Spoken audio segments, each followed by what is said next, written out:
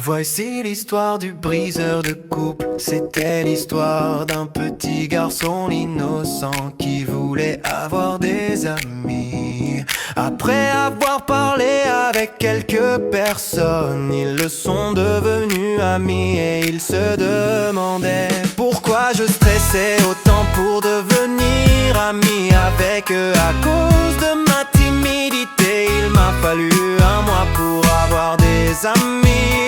Bah c'est pas grave, après être venu, Glenox a vu plusieurs choses qu'il n'aurait jamais voulu voir. Il a vu plusieurs de ses amis en couple de plusieurs villes différentes tromper leur partenaire, et Glenox ne savait pas quoi faire, donc il s'est dit qu'il ne voulait pas que ses amis qui trompent et qui ne trompent pas leur partenaire soient tristes, même si les trompeurs ou trompeuses avaient tort. Du coup j'ai commencé à briser des couples pour leur bien, même si je devais supporter leur méchanceté, les insultes, la haine et tout sentiment négatif à mon égard. Car je voulais qu'ils passent à autre chose et qu'ils trouvent leur âme sœur, même si moi je ne mérite pas pour être venu le briseur de couple.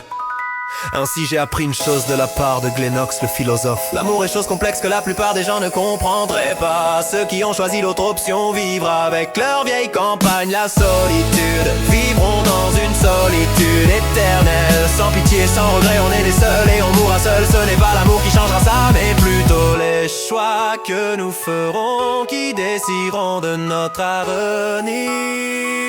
Prenez le chemin plein de difficultés qui vous mènera au succès, plutôt que l'amour qui est un chemin plein de tristesse, trahison, dispute et autres encore. Je mérite d'être seul, je serai toujours Glenox, le chevalier gentleman, mais jamais je ne devrais être trop proche de... Non, jamais. Alors qu'avez-vous pensé de l'histoire